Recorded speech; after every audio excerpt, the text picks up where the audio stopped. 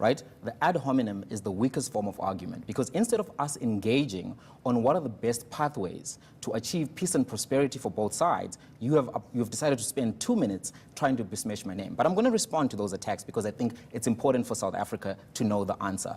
I am happy to be invited by whoever. I work professionally as a political consultant and a commentator. So if people ask me to MC, I'll MC. I'm happy to go and speak on my views, which I'm sharing. Now we're running out of time. Now we're running out of time. So the ad hominem doesn't work, you see, because now we're running out of time. Get into a back and forth. I just think that the idea of positioning oneself as a political commentator when in fact one is paid and are you going back to the personal attack? Can we in the second half focus on the issues? But I would like to have a right of reply to your attack in the second half if we're going to a break right now. Because the reality is, if BDS invited me to go to Gaza, I would go. Do you know why? I'm a debater. I'm interested in seeing all sides. And Israel wouldn't allow you, but let us take a break right now. Move freely. Now, the real debate is actually one of the social media inputs. What's your source, Mohammed? What's your source for this? Because I've heard you say this a lot of times, but it's not true. Go ahead.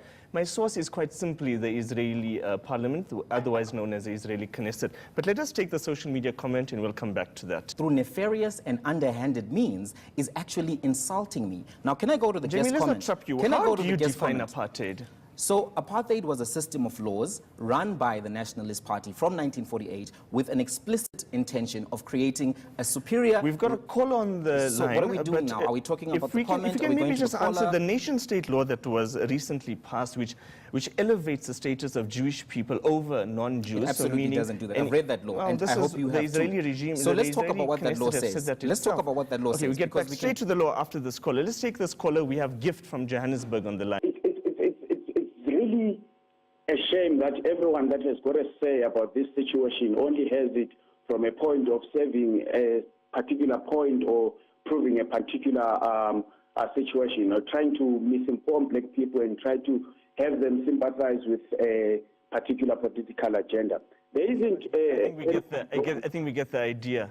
Let us move to Jamie. So Jamie, I say to you, you're making a mountain out of a molehill. But I want us to go to the conversation, which I think is very important. How do we achieve peace and prosperity for both sides? Maybe after the ad break, we can have that conversation. But you can't erase the Israeli attachment to the land. You just simply cannot erase 3,000 years of history, archaeological data, archaeological artifacts. The question really is, how do we share the land equitably? But you can't just say... We'll come back to that question as soon as we're done with this ad break. We'll take more questions and comments after the break. Don't go away.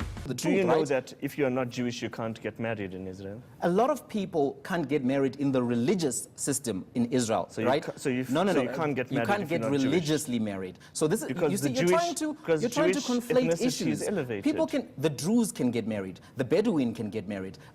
People who are Arab Muslims who are practicing can Jamie, get let's talk about the future. Let's talk about the solution which you wanted to talk about. Tell us.